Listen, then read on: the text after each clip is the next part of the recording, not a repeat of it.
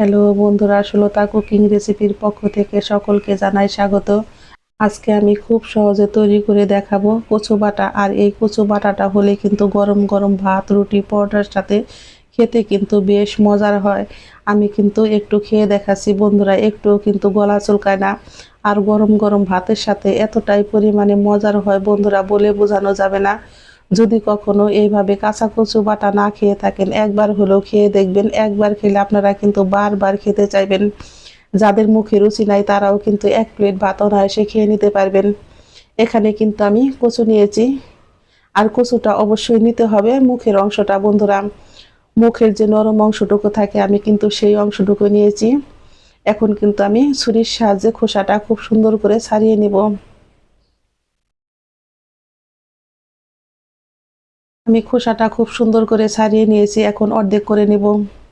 আমি কচুর টুকরোটাকে কিন্তু বেশ ভালো করে ধুয়ে নিয়েছি। এখন গ্রেটারের সাহায্যে আমি কিন্তু গ্রেট করে নিব। এই কচু বাটাটা কিন্তু একদম সহজ, আর খেতেও হয় কিন্তু দুর্দান্ত মজার।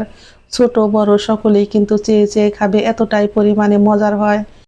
এইভাবে কচু ভর্তা বা কি বাটা করলে বন্ধুরা একটুও কিন্তু গলা চুলকাবে না। অবশ্যই ভিডিওটা না টেনে টেনে সম্পূর্ণ ভিডিওটা দেখতে থাকুন, তাহলেই কিন্তু আপনারা আমার মতো এইভাবে কচু বাটা তৈরি করে সকলকে খাওয়াইয়ে খুশি করতে পারবেন।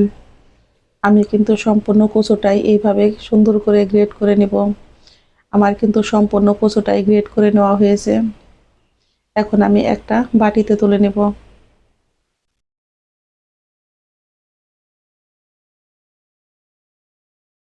আর এইভাবে কচু বাটা বাকি ভর্তা করলে বন্ধুরা একটুও কিন্তু হাত বাকি গলা চুলকায় না।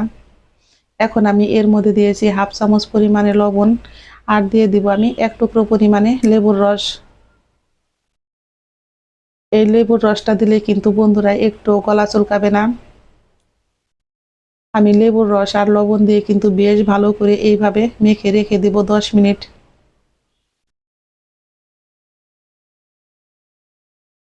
এখন আমি নিয়েছি 1 চামচ পরিমাণে সর্ষে আর 3টা কাঁচা লঙ্কা।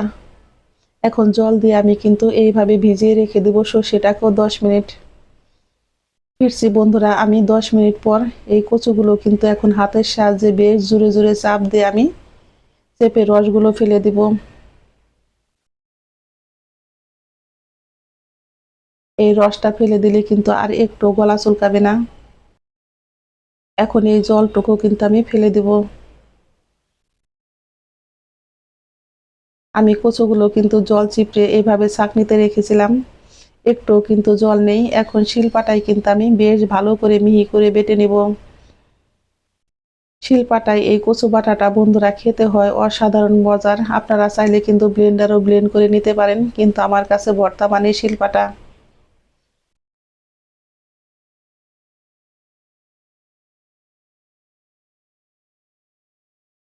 আমি কিন্তু কচুগুলোকে খুব সুন্দর করে মিহি করে বেটে নিয়েছি। এখন এর মধ্যে দিয়েছি অল্প পরিমাণে একটু লবণ। এখন আমি দিয়ে দিব কালো গোলমরিচ, আর দিয়ে দেব আমি কাঁচা পাকা কাঁচা লঙ্কা আর ভিজিয়ে রাখা সর্ষে। এখন আমি দিয়ে দিব এর মধ্যে 1 চামচ পরিমাণে পোস্ত। এই পোস্তটা আর গোলমরিচটা দেওয়ার জন্যই কিন্তু এতটা পরিমাণে মজার হয় এই কচুর বাটাটা। আপনারা চাইলে কিন্তু এখানে আপনারা নারকেলটাও দিতে পারেন। আমার বরের যেহেতু অ্যালার্জি, নারকেলের সমস্যা আছে, সেই জন্য আমি কিন্তু নারকেলটা স্কিপ করছি। আপনারা চাইলে কিন্তু নারকেল বাটা দিয়েও করতে পারেন, কিন্তু আমার কাছে এই ভর্তাটা নারকেল বাটার থেকে বেশি ভাল লাগে এইভাবে। আর আপনারা যদি চান পেঁয়াজ রসুন দিয়েও কিন্তু করতে পারেন। আমি এখন কিন্তু পেঁয়াজ রসুন দিব না, এইভাবে কিন্তু সমস্ত মশলা দিয়ে খুব ভালো করে আমি মিহি করে বেটে নিয়েছি। কচু বাটাটা কিন্তু আমার রেডি হয়ে গেছে। আমি একটু খেয়ে দেখাচ্ছি বন্ধুরা লবণটা ঠিক আছে কিনা। হ্যাঁ, লবণটা একদম ঠিক আছে। এখন দিয়ে দেব আমি 1 চামচ পরিমাণে সর্ষের তেল। সর্ষের তেলটা দিয়ে কিন্তু আমি ভর্তাটাকে বেশ ভালো করে মেখে নিয়েছি। এখন আমি দিয়ে দেব এক টুকরো লেবুর রস। এই কচু বাটাটা বন্ধুরা যেমন ঘ্রাণ হয়েছে তেমন কিন্তু স্বাদ হয়েছে। আপনাদের বলে বোঝাতে পারবো না। আমি কিন্তু কালকে খেয়েছি আর আজকে ভয়েস দিচ্ছি বন্ধুরা, তারপরেও কিন্তু আমার জিভে আবারও জল চলে এসেছে, এতটাই পরিমাণে মজার হয়েছে। ঝটপট তৈরি হয়ে গেল আমার কাঁচা কচু বাটা। বাকি ভর্তা। এখন আমি উপর দিয়ে এইভাবে একটু সর্ষের তেল ছড়িয়ে দেব।